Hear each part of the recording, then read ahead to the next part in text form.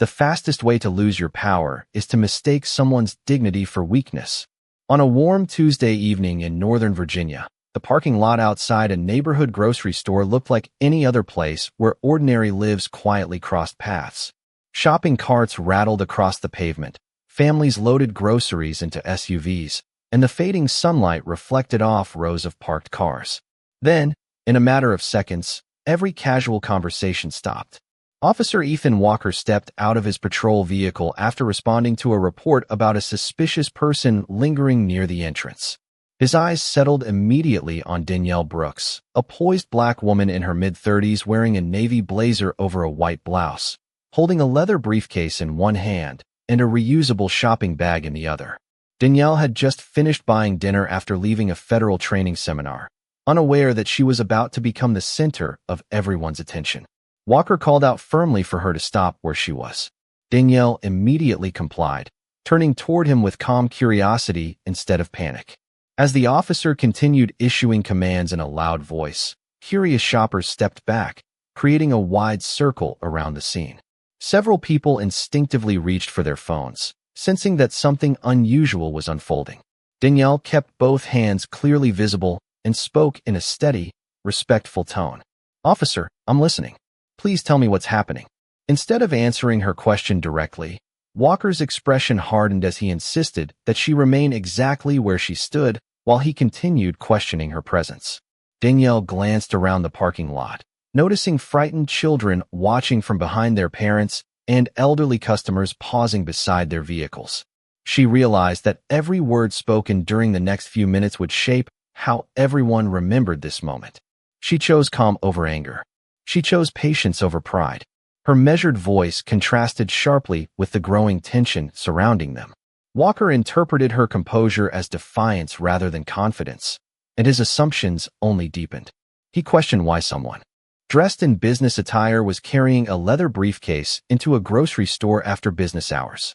Danielle politely explained that she had stopped on her way home after work, but her explanation seemed to disappear beneath the weight of his suspicion. The officer's partner, Officer Ryan Miller, arrived moments later and quietly observed without interrupting, carefully taking in both Danielle's respectful demeanor and Walker's increasingly forceful approach. The evening air grew strangely still. Even the distant sounds of traffic seemed to fade beneath the silence of dozens of people watching. Danielle's heartbeat remained steady. Years of professional training had taught her that composure often revealed more strength than confrontation ever could. She knew that raising her voice would change nothing. Facts mattered. Procedure mattered. Respect mattered. Looking directly at the officer without hostility, she calmly asked, "Am I being detained, or am I free to continue home?" The simple question hung in the air longer than anyone expected. Around them, camera lenses remained fixed, recording every expression, every pause, and every decision. None of the bystanders knew that inside Danielle's briefcase rested credentials capable of changing the entire direction of the evening. At that moment, however, she was simply a citizen standing quietly in a grocery store parking lot, determined to protect both her dignity and the principles she had spent her career defending, while the next decision made by the officer would determine whether this ordinary evening became just another forgotten encounter or the beginning of a lesson no one present would ever forget. The silence that follows an unanswered question often reveals more than the loudest accusation ever could. Danielle Brooks remained exactly where she was, her posture relaxed, her hands visible, and her expression composed as dozens of strangers watched the scene unfold from every corner of the grocery store parking lot. The evening breeze carried the sound of shopping carts rolling across the pavement, but almost no one was focused on finishing their errands anymore. Every pair of eyes seemed fixed on the quiet exchange between the well-dressed black woman and the uniformed officer standing several feet away.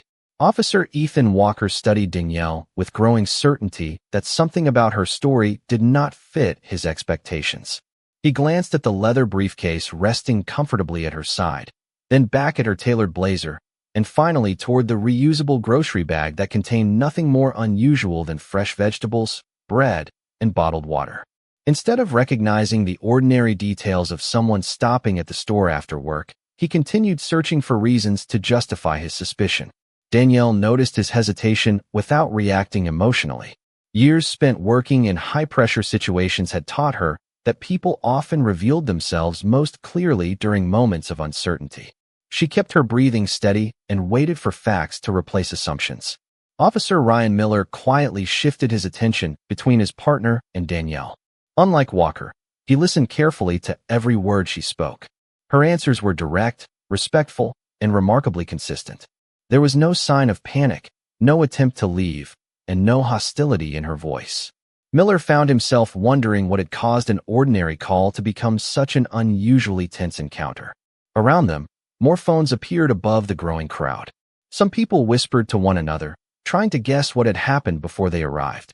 Others simply watched in silence, sensing that they were witnessing something that might soon spread far beyond this quiet Virginia neighborhood. Danielle looked briefly toward the gathering crowd before returning her attention to Walker.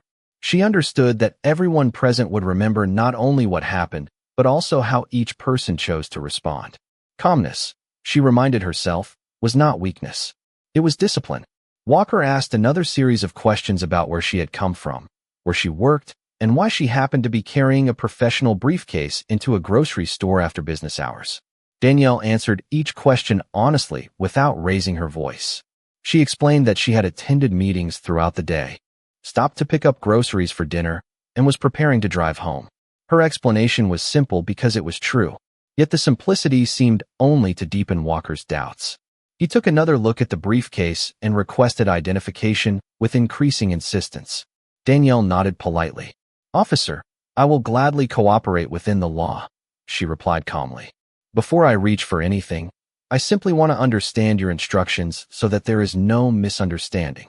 Her careful choice of words caught the attention of several people standing nearby. It was not the response of someone trying to create conflict. It was the response of someone determined to prevent it. Miller quietly noticed that every statement Danielle made focused on clarity, safety, and respect. He also noticed that Walker appeared more interested in confirming his first impression than reconsidering it. The atmosphere grew heavier with every passing second, not because anyone was shouting, but because uncertainty had replaced ordinary conversation throughout the parking lot. Danielle knew exactly what rested inside her leather briefcase, and she knew that revealing it too soon would not change a single assumption unless people were willing to see beyond appearances. So she waited patiently, allowing the next decision to belong entirely to the officer standing before her. Unaware that the ordinary evening he believed he controlled was moving steadily toward a truth that would soon become impossible for anyone present to ignore. Assumptions become dangerous when they are treated like evidence. Officer Ethan Walker took one slow step forward, his attention never leaving Danielle Brooks as the quiet tension settled over the parking lot. The expressions on the faces surrounding them had begun to change. Curiosity was slowly giving way to concern as more shoppers realized that this was not ending as quickly as anyone had expected. Danielle remained exactly where she had been instructed to stand. She neither argued nor attempted to persuade anyone watching. Her confidence came from understanding that truth rarely needed to compete with emotion. Walker spoke carefully but firmly, instructing Danielle to identify herself before reaching for anything she was carrying. Danielle answered with the same calm voice she had maintained from the beginning. "I understand your concern, officer. My identification is inside my briefcase. If you would like me to retrieve it, I will do so only after you tell me exactly how you would like me to proceed." Her response surprised several people nearby. There was no frustration in her words, only patience. Officer Ryan Miller quietly nodded almost without realizing it. He recognized careful communication when he heard it, and Danielle's approach reflected someone accustomed to following procedure under pressure. Walker, however, remained unconvinced. To him, her confidence seemed unusual rather than reassuring. He instructed her to move slowly and keep both hands visible at all times. Danielle acknowledged his instructions before carefully placing her grocery bag on the pavement. Every movement was deliberate. Every motion was visible. The crowd seemed to stop breathing as she slowly opened the leather briefcase resting beside her. Inside were neatly organized folders, legal documents, a notebook, and a professional identification wallet. Danielle looked directly at Walker before speaking again. "I am going to remove my credentials with my right hand." Receiving no objection, She carefully lifted the identification wallet and held it where the officers could clearly see it without stepping closer. Walker narrowed his eyes as Danielle opened the wallet and revealed a federal identification badge. The polished emblem reflected the fading evening sunlight for only a moment before he let out a short laugh that several people nearby could hear. "You expect me to believe that?" he asked with open disbelief. "Anybody can buy something that looks official." A ripple of uneasy whispers moved through the crowd. Some bystanders exchanged uncertain glances, while others continued recording without saying a word. Danielle did not react to the laughter. She had experienced enough difficult moments throughout her career to understand that respect could not be forced. It could only be demonstrated. "You are welcome to verify the credentials through the proper channels," she replied evenly. "Everything you need is available through official procedures." Walker barely glanced at the identification before looking back at Danielle. His first impression still carried more weight in his mind than the evidence now in front of him.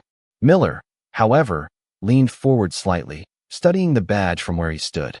Something about its appearance, its security markings, and Danielle's calm professionalism caused him to hesitate. He quietly asked if he could take a closer look.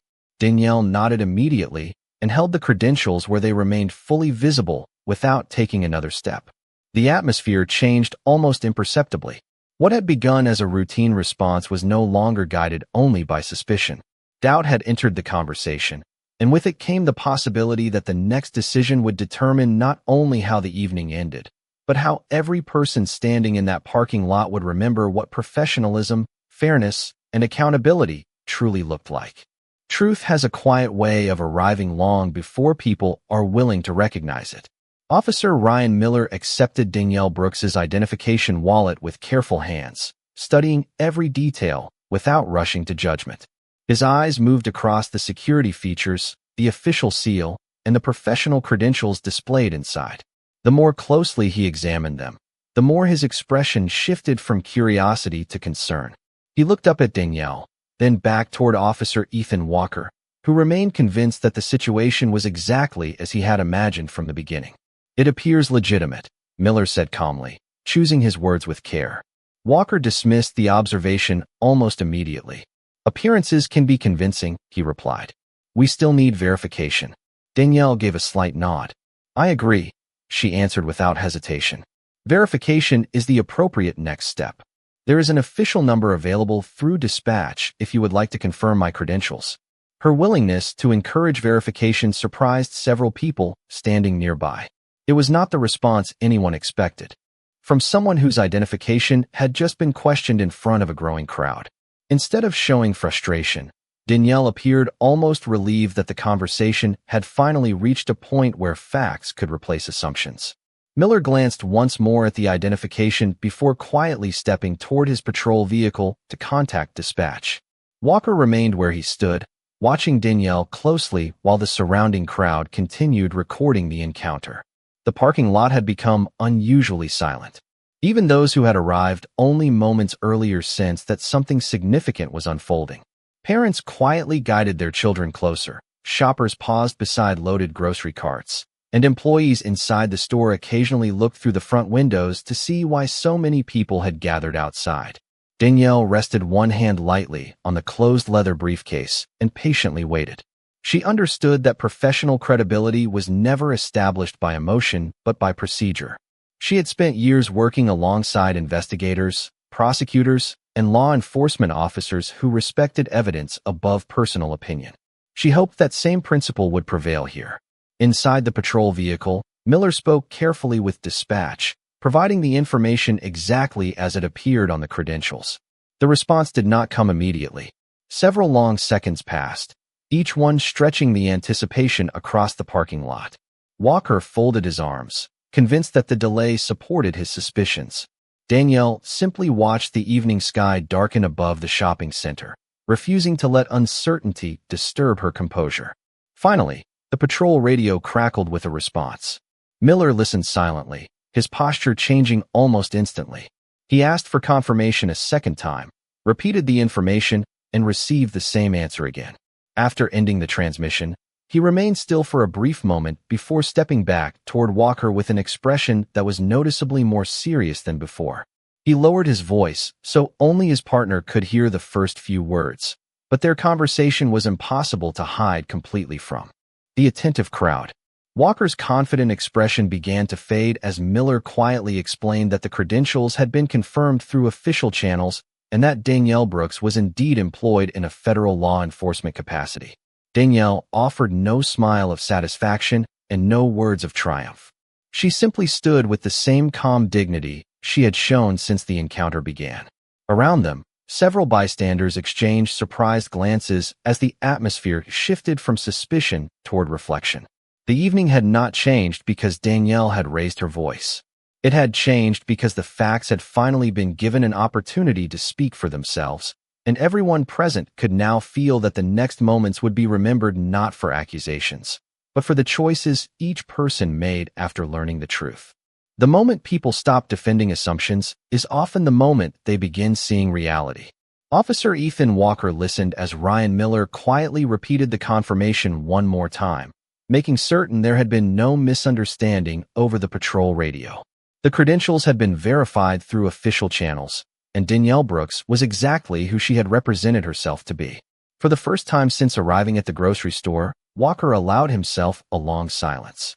The confidence that had guided every decision only minutes earlier gave way to careful reflection as dozens of people continued watching from a respectful distance. No one spoke above a whisper. The parking lot that had seemed so ordinary less than 15 minutes before now felt like a place where every action carried lasting meaning. Danielle remained calm, closing her identification wallet and placing it carefully back inside her leather briefcase only after Miller confirmed that she could do so. Her movements were unhurried and professional. She did not celebrate being proven right, nor did she attempt to embarrass anyone standing before her. She simply waited for the officers to decide how they wished to proceed now that verified facts had replaced uncertainty. Miller returned the identification with both hands and thanked her for her patience. Danielle accepted it with a polite nod. "I appreciate you taking the time to verify everything properly," she said. "Professional verification protects everyone involved." Those words lingered in the evening air.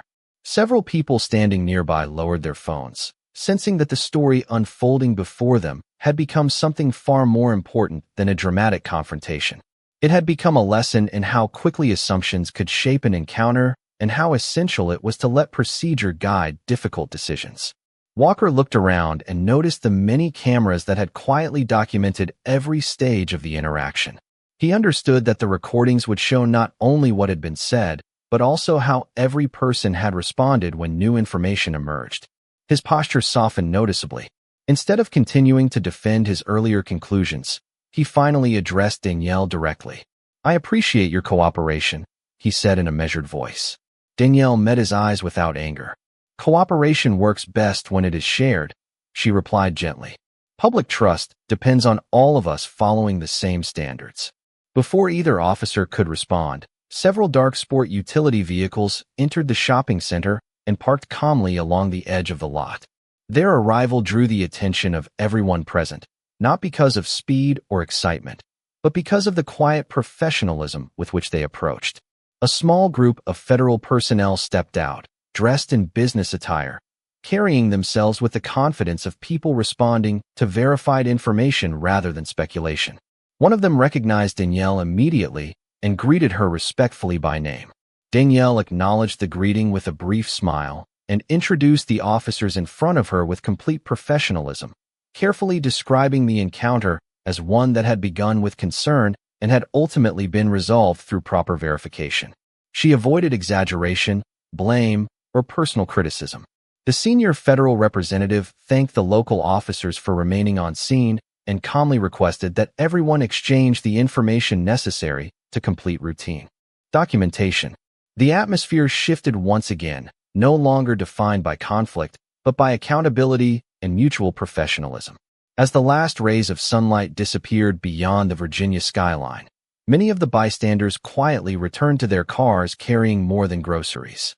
They carried a reminder that dignity does not need a raised voice, that truth does not need anger, and that the strongest authority is demonstrated not by power alone, but by the willingness to let facts speak louder than first impressions. Real accountability begins only after pride steps aside and truth is allowed to lead. The senior federal representative listened carefully as Officer Ethan Walker, Officer Ryan Miller, and Danielle Brooks each described the encounter in calm, factual detail. No one interrupted. No one exaggerated. Every statement focused on observable events, recorded procedures, and the importance of accuracy. The bystanders who had remained nearby noticed how different the conversation had become. Only a short time earlier, assumptions had guided nearly every decision. Now documentation, professionalism, and mutual respect had replaced emotion. Danielle answered every question with the same steady composure she had shown from the beginning. She explained that she had never objected to lawful verification and that her only concern had been ensuring every interaction remained safe, respectful, and consistent with established procedure. The federal representative thanked her for maintaining that standard under difficult circumstances before turning respectfully toward the two local officers. He explained that because the encounter involved a verified federal employee and multiple public recordings, routine administrative documentation would be completed so the facts could be reviewed through the appropriate channels. Walker listened quietly, no longer trying to defend his first impression. He understood that every profession carried responsibilities beyond authority alone. The greatest responsibility was the willingness to question one's own assumptions before allowing them to shape decisions that affected another person's life. Ryan Miller completed the required reports with careful attention to detail, ensuring that the timeline, statements, and verification process were accurately documented. Danielle appreciated his professionalism and thanked him for taking the time to verify the information instead of relying solely on appearances. Miller nodded respectfully and admitted that the experience had reminded him why careful observation and patience remained essential parts of effective policing. Around them, the gathering crowd slowly dispersed. Some shoppers returned to loading groceries into their vehicles, while others quietly lowered their phones, realizing they had witnessed something far more meaningful than an ordinary police encounter. They had watched a moment where dignity had remained steady under pressure and where facts had ultimately guided the outcome. Before leaving, Walker approached Danielle with a noticeably different expression than the one he had worn at the beginning of the evening. His voice was calm and sincere. He acknowledged that he had allowed his initial assumptions to influence his judgment before all the available information had been verified. Danielle accepted his words with quiet grace. "Every day gives us another opportunity to learn," she replied. Public confidence grows strongest when people are willing to improve instead of pretending they never made mistakes. Those simple words carried more weight than any lecture could have delivered. The federal representative thanked both agencies for cooperating professionally and reminded everyone present that accountability was not about humiliation, but about strengthening public trust through honesty and transparency. As the evening finally returned to normal, Danielle placed her identification wallet securely back inside her leather briefcase, picked up her groceries, and walked toward her car with the same calm confidence she had displayed from the very first moment. Walker watched her leave, knowing that the lesson he would remember was not about titles, badges, or positions. It was about the danger of confusing appearance with evidence and the importance of allowing respect to guide every encounter before conclusions were ever drawn. The parking lot gradually emptied beneath the quiet Virginia night, leaving behind a lasting reminder that real justice is never measured by who speaks the loudest, but by who remains committed to truth when every assumption is finally put to the test. Some lessons end when the paperwork is finished, but the most important ones begin after everyone goes home. The following morning, the grocery store parking lot looked exactly as it had the day before. Families arrived to shop, delivery trucks unloaded fresh produce, and employees greeted customers without realizing that the same stretch of pavement had quietly become the setting for a conversation about judgment, dignity, and responsibility. Danielle Brooks arrived at her office carrying the same leather briefcase that had drawn so much attention only hours earlier. She placed it beside her desk, reviewed her schedule, and began preparing for a series of meetings that had nothing to do with the previous evening. She had no interest in reliving the encounter or turning it into a personal victory. Her career had taught her that professionalism was measured not by how someone responded when respected, but by how they behaved after being challenged unfairly. Across town, Officer Ethan Walker reported for duty carrying a different kind of weight. Throughout the night, he had replayed every decision in his mind. He remembered how quickly he had allowed confidence to become certainty, and how easily certainty had prevented him from recognizing the evidence standing directly in front of him. Before beginning his shift, he quietly reviewed departmental guidance on procedural fairness, communication, and constitutional protections. The words were familiar because he had studied them many times before, yet they carried a deeper meaning after experiencing how quickly assumptions could shape an encounter. Officer Ryan Miller noticed the change immediately. During their morning briefing, Walker listened more carefully than usual, asked thoughtful questions, and avoided speaking before all the facts had been presented. It was a small difference that most people would never notice, but genuine growth often begins with changes that are almost invisible. Later that afternoon, Danielle received a brief telephone call from the senior federal representative who had responded to the grocery store. He informed her that the required administrative documentation had been completed through the appropriate channels and thanked her once again for remaining calm throughout the encounter. Danielle responded with the same humility she had shown from the beginning. She explained that her greatest hope was not that anyone would be criticized, but that every officer involved would leave the experience better prepared for the next citizen they encountered. The representative quietly agreed. Public trust, he said, is strengthened one respectful interaction at a time. Meanwhile, several videos recorded by bystanders had begun circulating throughout the local community. Many viewers focused less on the moment of disagreement than on the calm professionalism Danielle displayed, while insisting that verification follow proper procedure. Others noticed how the situation changed the instant evidence replaced assumption. The conversation that spread across neighborhoods, workplaces, and family dinner tables was not about winning or losing. It was about the importance of listening before judging and verifying before concluding. By the end of the week, the grocery store manager remarked that customers were still talking about the encounter, but almost everyone described the same lesson in different words. Respect costs nothing, yet it protects everyone. Danielle never sought recognition for what happened, and Walker never forgot it. Their paths had crossed for only a short time, but the impact of that evening reached far beyond a single parking lot, because the strongest reminder of justice was never the authority carried on a badge or printed on a credential. It was the quiet decision to treat every person with dignity before asking them to prove who they are. Weeks passed. Yet the memory of that quiet evening continued to influence people who had never spoken to one another before. Danielle Brooks returned to her demanding schedule, moving from meetings to court filings and conversations with investigators, carrying the same calm professionalism into every room she entered. She never mentioned the grocery store encounter unless someone asked directly, and even then she focused less on what had happened to her than on what everyone could learn from it. She believed that institutions became stronger when individuals chose humility over pride, and she refused to allow one difficult evening to define either her career or the officers involved. Across the city, Officer Ethan Walker found himself approaching every call with a noticeably different perspective.